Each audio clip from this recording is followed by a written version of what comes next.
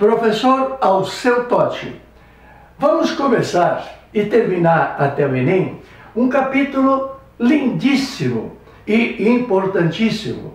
É o estudo das soluções. No problem, solution. É a aula 211. Meu querido, vamos analisar os diferentes tipos de misturas que nós podemos fazer. Vamos admitir aqui que nesse copo existe uma substância B e dentro da qual eu coloque uma substância A. Sabe como é que chama a substância A? Qual é o papel que ela exerce? É o papel de disperso, porque ela vai se dissolver dentro do chamado dispersante. Você está fazendo uma dispersão. O A dentro do B. É uma mistura. Que tipo de misturas que nós temos? Nós podemos classificar em 3 tipos. E qual é o critério da diferença das misturas? É o tamanho do disperso. Depois que a substância A se dissolve exaustivamente dentro de B, essa partícula A, o chamado disperso, assume um tamanho. Admita um torrão de açúcar. Você vê o torrão de açúcar. Mas quando você põe dentro da água, ele sumiu. Ué, onde é que está? Você sabe que está lá dentro pelo sabor da água, que agora ficou doce. Mas tu não consegue ver o disperso. Então, o disperso se fragmenta, se dissolve. E, de acordo com o tamanho do disperso dentro do dispersante, nós podemos ter as famosíssimas soluções, os importantíssimos coloides e as simples dispersões. Então, qual a diferença de solução para coloide para dispersão? Primeiro, o que elas têm em comum? Todos os 3 tipos são misturas. E qual é a diferença? A diferença é o tamanho do disperso. Nessa escala, estamos identificando 2 números, abaixo do qual, acima do qual, abaixo do qual, acima do qual. Qual é o primeiro número fundamental nesta história? É o nanômetro. O que é nanômetro? É 10 na menos 9 metros. E o que é o micron? Micron é 10 na menos 6 metros. O micron é tão pequeno que só é visto pelo microscópio. Daqui surge a palavra microscópio. Bom, então, se a mistura que eu fiz tiver um tamanho acima de 1 micron, quer dizer, acima de 1 micron, ela pode ser vista pelo microscópio comum. O microscópio de escola, sem sofisticação. Esta mistura é chamada de dispersão. Algumas vezes o disperso ficou tão grande, o tamanho do disperso é tão grande, que dá para enxergar a olho nu o disperso dentro do dispersante. E essas dispersões, de modo geral, chamado também de grosseiras, podem ser de 2 líquidos emulsionados.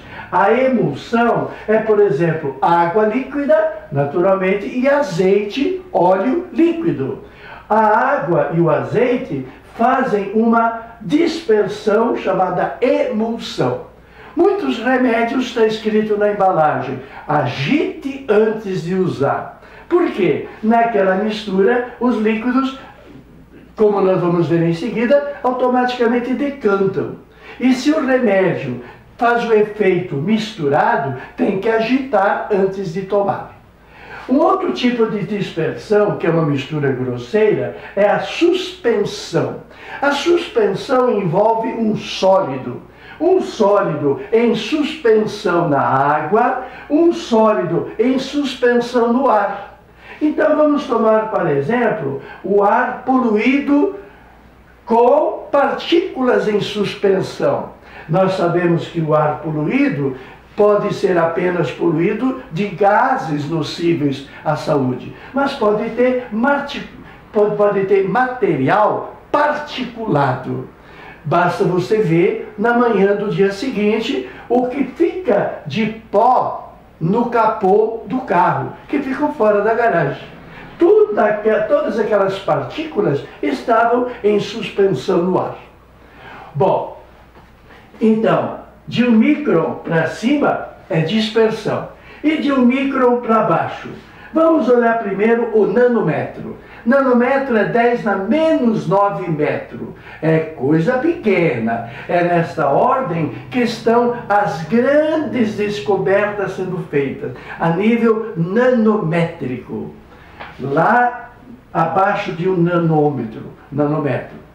Bom, por exemplo, dá um exemplo de um material cuja partícula esteja abaixo de 1 nanômetro. Todas as que nós chamamos comumente de soluções. O próprio ar atmosférico puro, de material particulado. O próprio ar atmosférico é um material homogêneo. Ele tem aspecto uniforme, mas os gases diferentes estão perfeitamente homogeneizados. O tamanho de cada partícula é bem menor do que 1 nanômetro. Água com pouco sal. Se você carregar no sal, aí vai dar um problema que analisaremos em seguida. Água com pouco sal é uma solução. O vinagre, ácido acético, a 4%, por exemplo, é o vinagre que nós comumente usamos para temperar a nossa salada. O vinagre é uma solução, ácido acético na água e outros integrantes. O soro glicosado. Soro com glicose é aquele que é colocado à disposição do paciente nos hospitais. Uma pessoa se alimenta através do soro na veia. E o que tem naquele soro? Tem glicose. O soro glicosado. Porque o colírio, o que se passa nos olhos, também é soro. Mas o colírio é um soro com sal.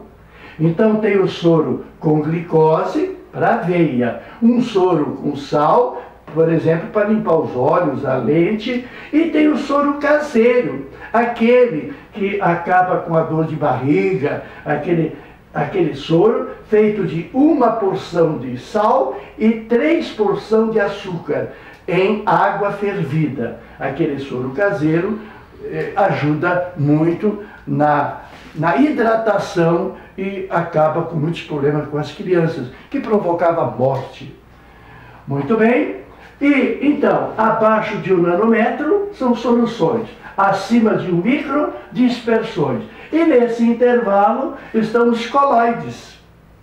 Por exemplo, a gelatina. Aquele treme-treme que a sua mãe faz, como é que ela prepara a gelatina? Ela pega água quente e põe lá aquele pozinho mágico. Se for sabor morango, tem coloração avermelhada. Muito bem. O disperso, dentro do dispersante, dá aquele treme-treme que a gente chama de gelatina. Ué, onde é que está o pozinho? O pozinho está ali. Qual é a característica? Avermelhada, se for morango. Muito bem. Você consegue enxergar o pó da gelatina? Não. Porque o tamanho é, nesse intervalo, abaixo do visível no microscópio comum e acima de um número chamado nanômetro. A maionese que nós comemos com batata, dá aquela coisa gostosa, salada de batata com maionese. A neblina, tu entra de automóvel numa região, o avião entra numa neblina, o que acontece? A neblina é um grande coloide. O grão de gota d'água está tão bem dissolvido, cujo tamanho ficou nesse intervalo. E o próprio sangue. Muito bem. Então é muito importante você ter reparado esta marca do pênalti. Qual é a marca do pênalti? 1 nanômetro. Pois bem, as misturas, os materiais cuja partícula dispersa esteja abaixo de 1 nanômetro, Estes materiais, ou misturas se quiser, serão homogêneos, porque o tamanho da partícula é muito, muito pequeno. Todos os demais materiais, como coloides e como dispersões, cujo tamanho seja acima desta marca do Penrose, esta marca de 1 nanômetro. Essas misturas, esses materiais, são materiais heterogêneos. Então, posso afirmar que o sangue é um material heterogêneo, porque o tamanho da partícula dispersa é acima de 1 nanômetro. Bom, vejamos um detalhe interessante.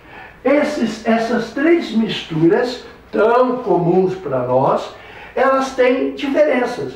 Quais são as principais características que diferenciam as soluções dos coloides das dispersões? São três características fundamentais: a visibilidade, a filtração, o comportamento durante uma filtração, e a sedimentação. As soluções, isto é, água com pouco sal, vinagre, soro glicosado, colírio, soro caseiro, estas misturas chamadas soluções, você não vê o disperso. Óbvio. Por quê? Óbvio. Porque o tamanho é muitíssimo pequeno. A visibilidade não é confirmada, não dá para enxergar, dá para ver os efeitos da mistura. A filtração: por onde você passa a água com sal, por onde a água passa, o sal vai atrás. Por onde você passa o café, a água quente, na qual você colocou o pó de café, por onde você passa a água, passa o café, porque o tamanho da partícula está muito pequeno. E isso faz com que a filtração não seja possível. A filtração do filtrado, do disperso. Claro, o excesso de café vai ficar retido no filtro. O excesso. Muito bem, e a sedimentação? Se você deixar a água com pouco sal parada, o sal precipita? Não. Então, qual é a característica das soluções?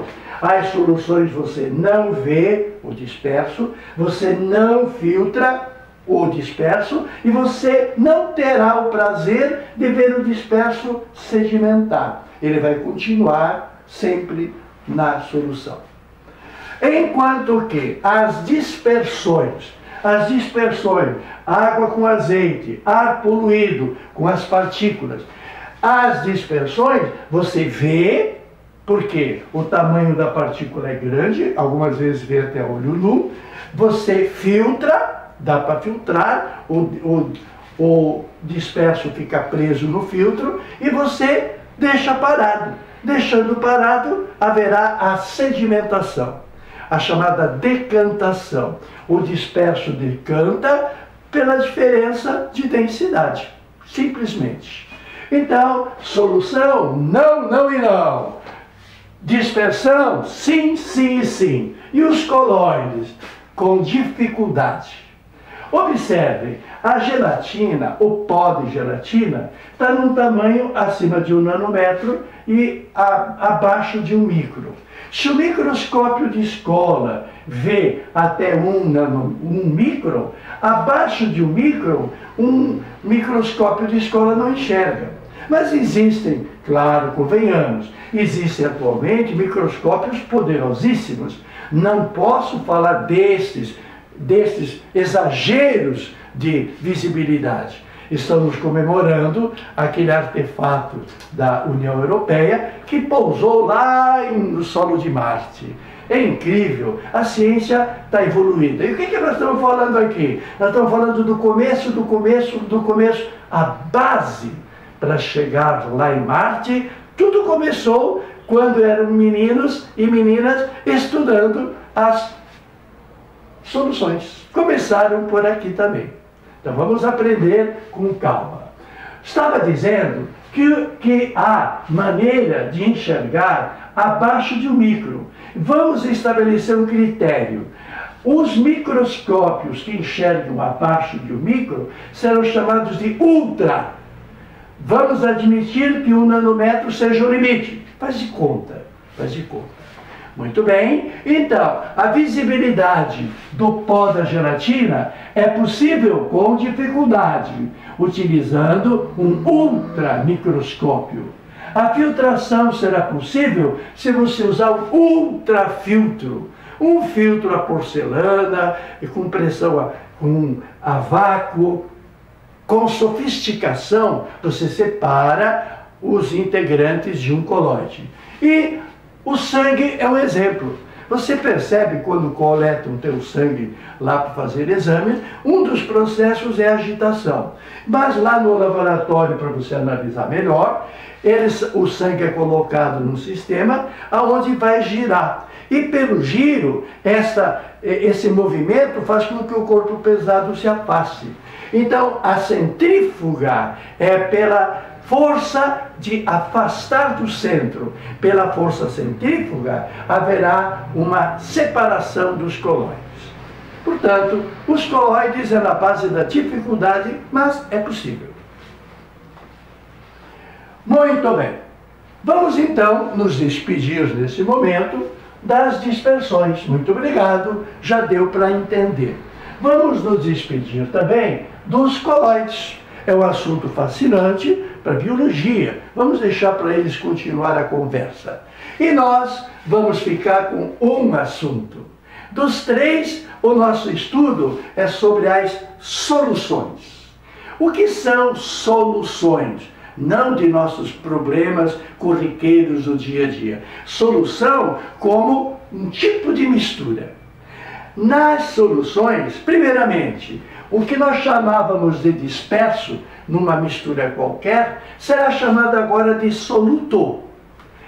O dispersante de uma mistura qualquer será chamado agora de solvente.